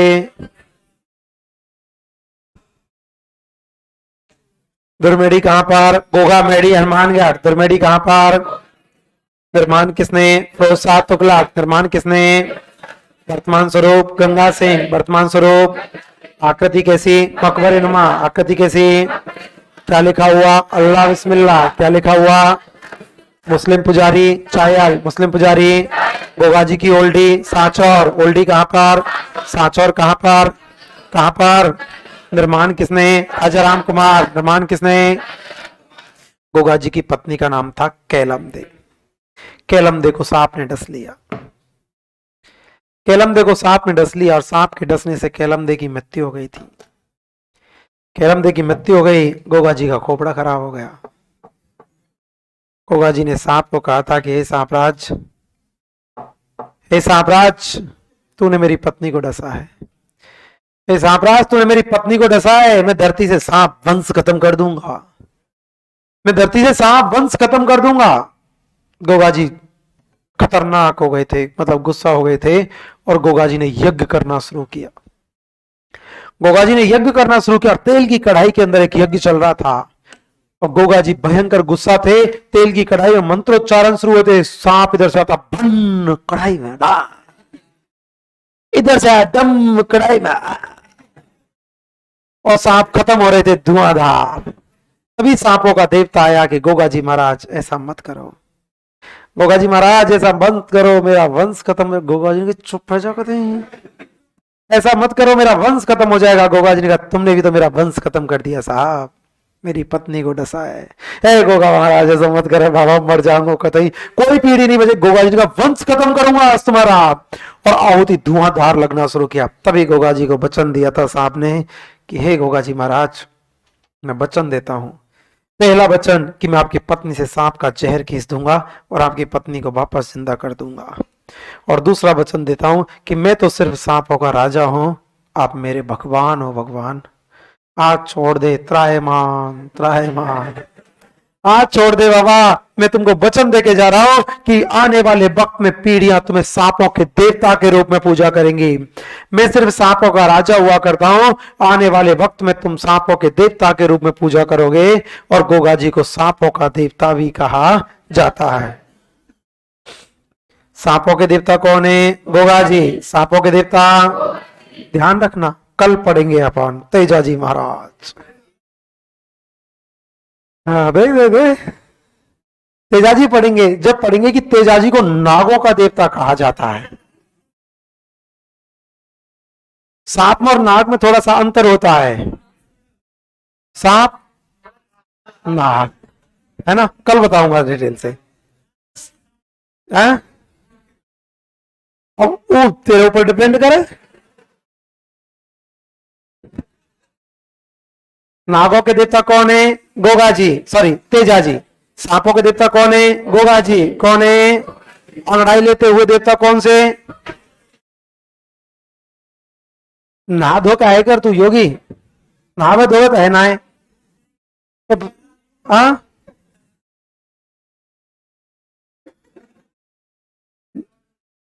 रविवार को नहावे। तो सांपों के देवता कौन हुआ करते हैं? गोगा जी। इन गोगा जी का मेला लगता है भाद्रपद कृष्ण नवमी। आप सच बता रहा हूं, आप में से नास्तिकों को मैं कह नहीं सकता, लेकिन जो नास्तिक है वो भी आस्तिक बनो। धरती पर सुप्रीम पावर है साहब। कई लोग बोलते हैं ना कोई नहीं है, चला धरती को चलाने वाला है साहब। ऐसा नहीं है कि धरती को चलाने वाला नहीं है। और इनको एक बार किसी को भी आप पर्टिकुलर किसी को मान लो और उसको अपना आराध्य मान के देखो, सारे काम सफल होते हैं साहब। कई लोग तेजाजी को मानते हैं, कई देवनारायण जी को मानते हैं, कई भगवान कृष्ण को मानते हैं। किसी को भी मान लो आप, और एक को मान कर दो। तुम क्या 20-20 को मानते हो? गणेश जी महाराज बोले बाबा सुनियो, जय हो, बम बम बोले, बम बम बोले। और फिर तुम पेपर देने जब जाते हो ना, तो फिर क्या होता है? जुझार जी महाराज, हाँ बेटा तू तो दूल्हे के रूप में पूछेगा और क्या बनेगा। तो जब पेपर देने जाते हैं तो गणेश जी तो सोचते हैं कि भोले बाबा पहुंच गए हो यार, और भोले बाबा सोचता है कृष्ण भगवान गए होंगे, उनको ही काम है। कृष्ण भगवान सोचते हैं राम जी सीधे साधे पेपर में वो ही जाते हैं, और सब एक दूसरे के भरोसे रह जाते हैं, कोई सा ही नहीं पहुंच पाता। ऐसा होता है ना। और जब एक के ऊपर ही अपन डिपेंड है ना, तो उसको टेंशन हो जाती है कि यार छोरा मेरे भरोसे है और मैं नहीं पहुंचा तो दिक्कत हो जाएगी छोरे को यार। एक है पूजे सब मिले, ऐसे बोलते हैं ना। तो वो टेंशन में रहता है कि मेरे भरोसे छोरा, यदि नहीं पहुंचाना दिक्कत हो जाएगी, इसलिए वो जाता है। उसकी जिम्मेदारी है कि हम तेरे को पूछ रहे और तुम ऐसे नहीं करोगे तो कैसे मतलब निकलेगा। तो एक दिन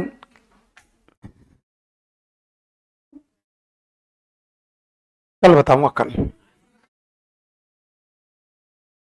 सांपों के देवता गोगा जी। इन गोगा जी का कल आएगा, वो टॉपिक आएगा पूरा।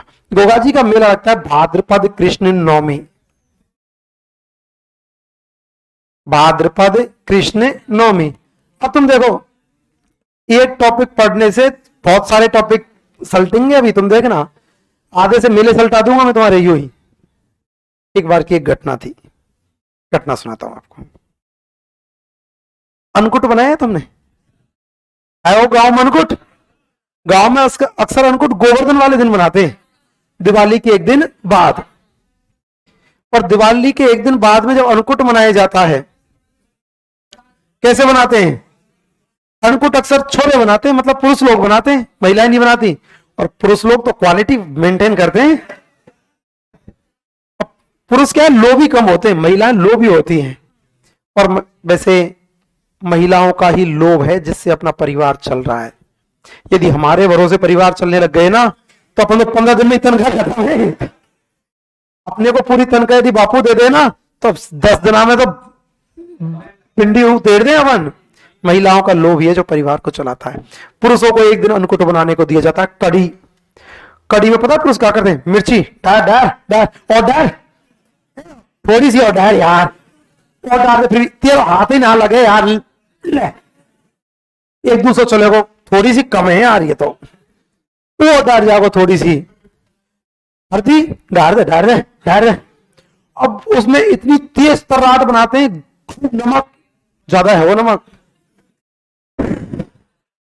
खूब नमक खूब मिर्ची, और लास्ट में पता है क्या बोलते हैं? बड़ा स्वादिष्ट लगे हुए। अरे स्वाद का लगे को स्वाद तो है नहीं, लेकिन वो टेस्टी क्यों लगता है? क्योंकि दिवाली के अवसर पर अपन मीठा बहुत खाते हैं, और मीठा खाने के बाद अन्नकूट, और अन्नकूट ले जाए बाबा दीजो कभी बाजरो, और इतनी तेज तरह आती है बाबा दीजो बाबा। और अन्नकूट का प्रोग्राम चल रहा, अन्नकूट बन रहा है, तभी एक ऊपर से आए गरुड़राज, मतलब पक्षी। और पक्षी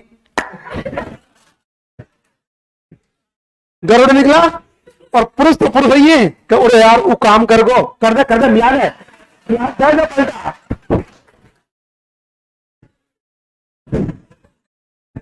ऊपर से कौन निकला था? गरुड़। कौन निकला? अन्नकूट में दे दियो पलटा बराबर। तो ध्यान रखना, अन्नकूट मेला और गरुड़ मेला दोनों गोवर्धन वाले दिन लगते हैं।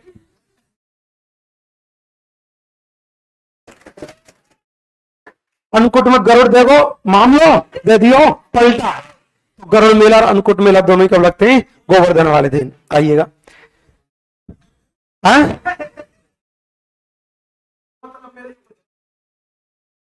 मामा नहीं पलटा, मामला। मामला कब बोला मैंने?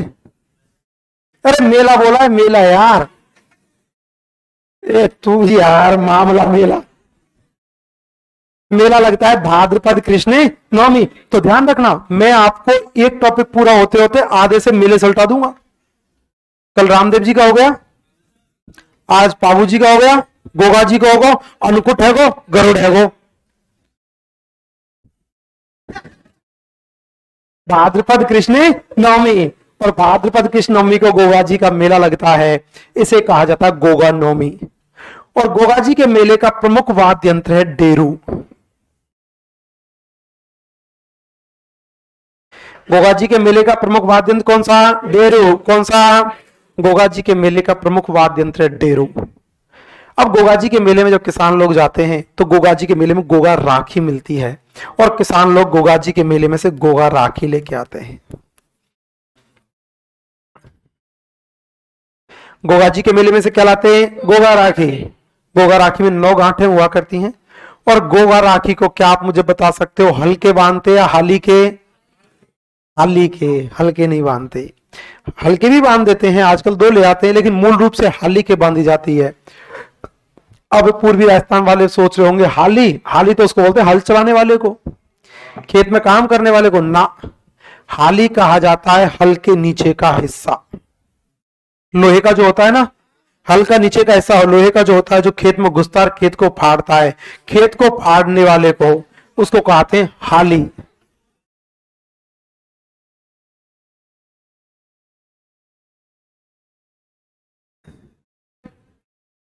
इतने कूटूंगा, ध्यान रख लीजिए। हाली, तो हाली के बांधा जाता है, तो ध्यान रखना गोगा राखी लेके आती है और गोगा राखी को काई के बांधते हैं, हाली के, काई के। जबकि हाड़ फाड़ का देवता पूछ लिया गया पाबूजी महाराज। पाबूजी महाराज को हाड़ फाड़ का देवता कहा जाता है।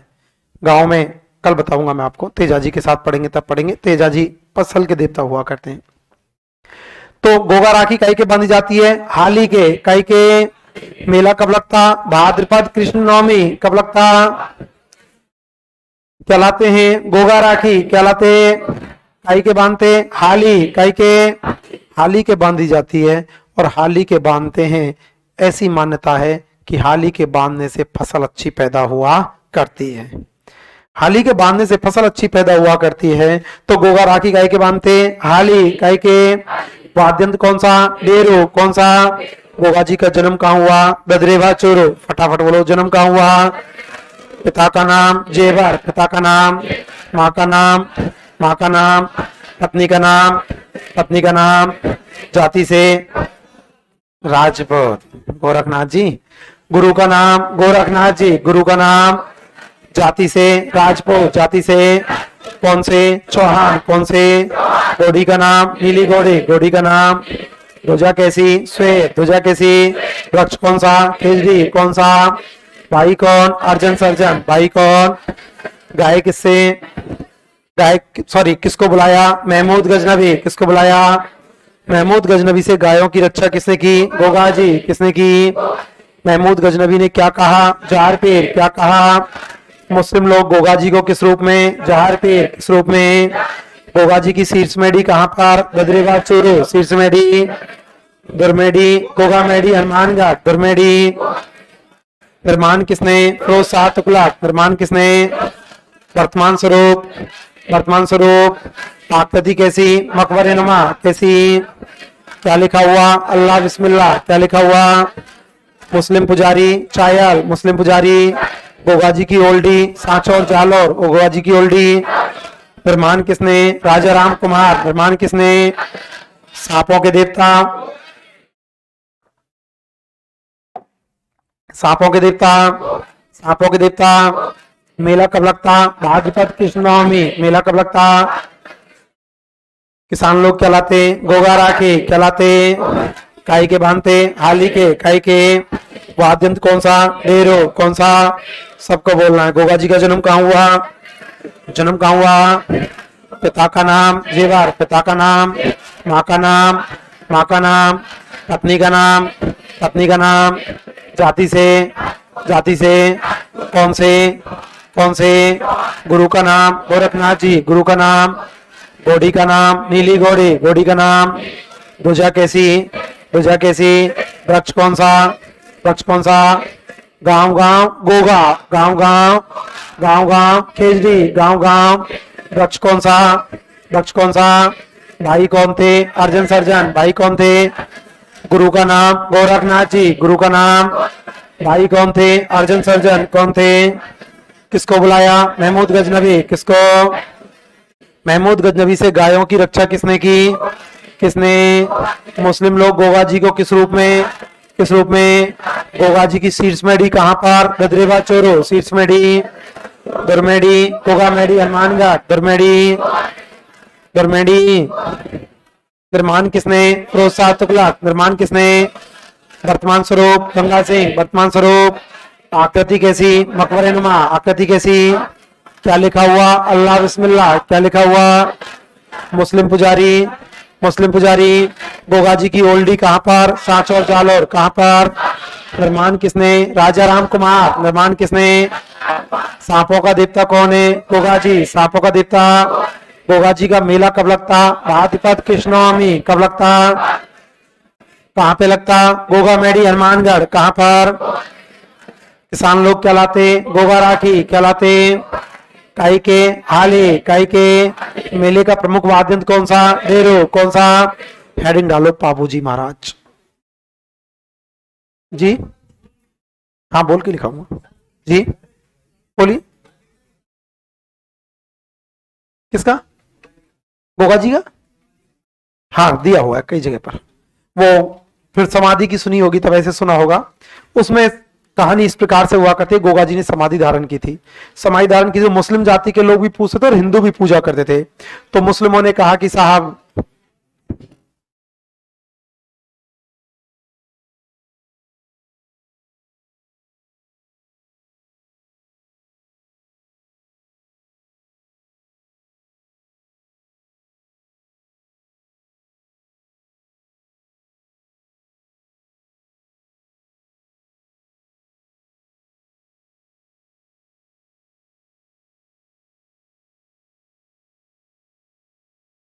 बाबू जी,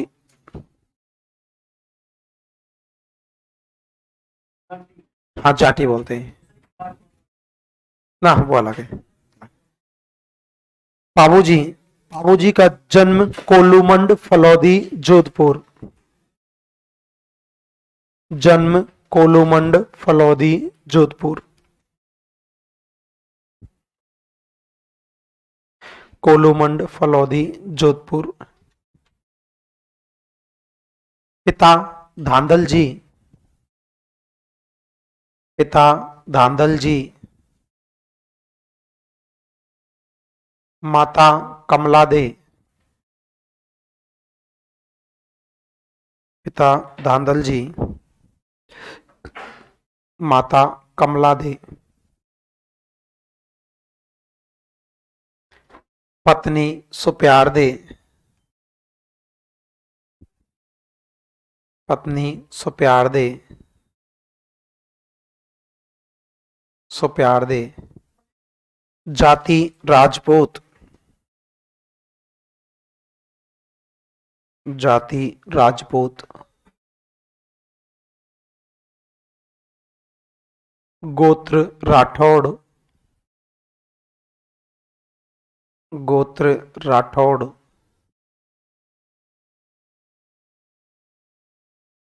घोड़ी केसर काल में, घोड़ी केसर काल में।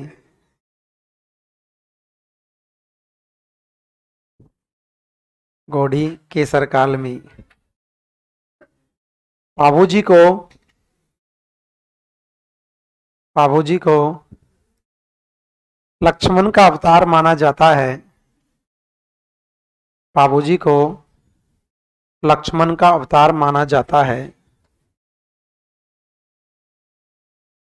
लक्ष्मण का अवतार माना जाता है।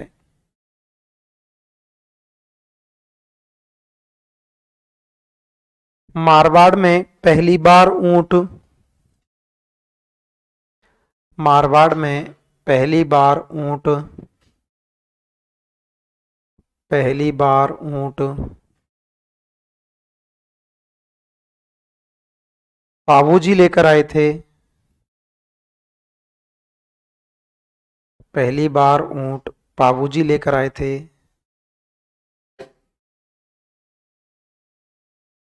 बाबूजी लेकर आए थे। बाबूजी को, बाबूजी को ऊंटों का देवता कहते हैं। बाबूजी को ऊंटों का देवता कहते हैं।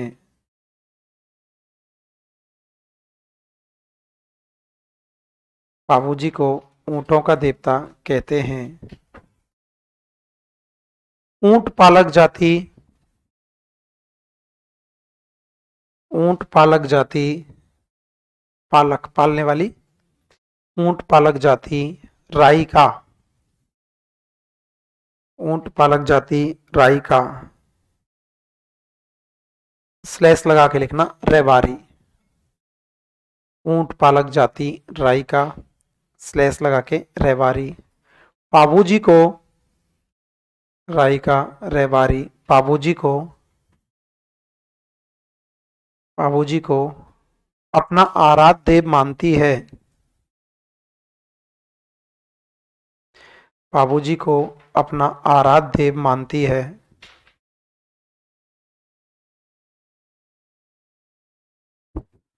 बाबूजी राइका के अलावा, बाबूजी राइका के अलावा थोरी और भील जाति के भी बाबूजी रायका के अलावा थोरी और भील जाति के भी थोरी और भील जाति के भी आराध्य देव हैं। बाबूजी रायका के अलावा थोरी और भील जाति के भी आराध्य देव हैं।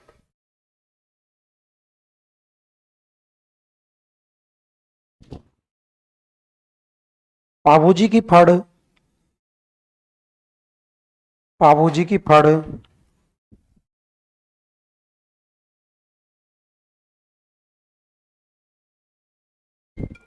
बाबूजी की फड़ सबसे लोकप्रिय फड़ है।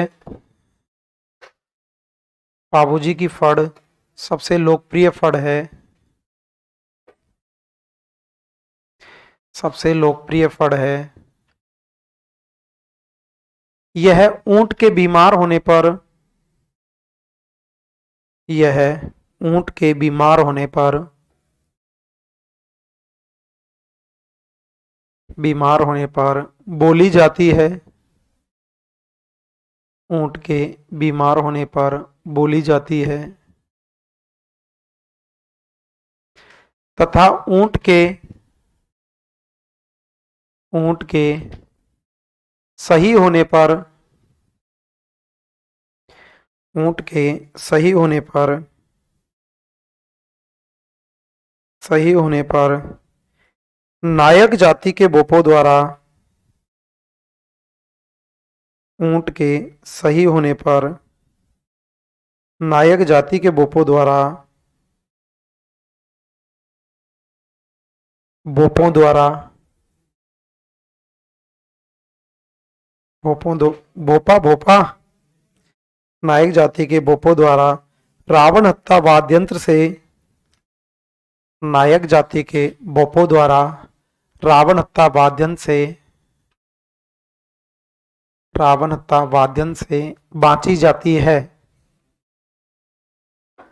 रावण हत्या वाद्य यंत्र से बांची जाती है। बाबूजी की फड़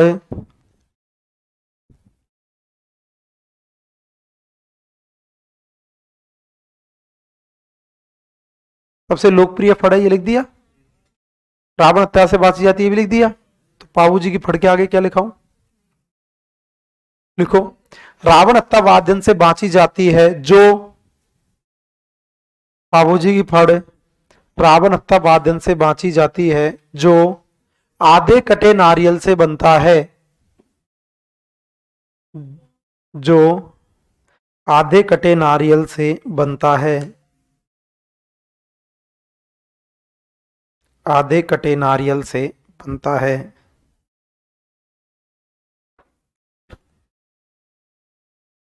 बाबूजी के गीतों को,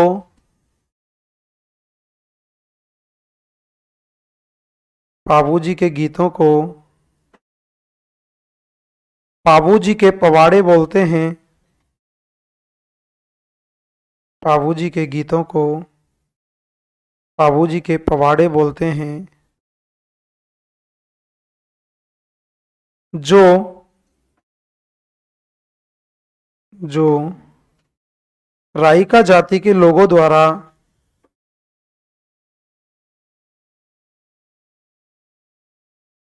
जो रायका जाति के लोगों के द्वारा माठ वाद्य से गाए जाते हैं।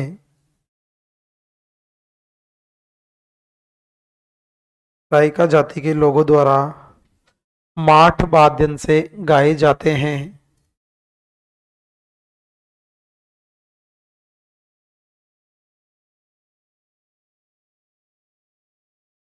माठ वाद्य से गाए जाते हैं।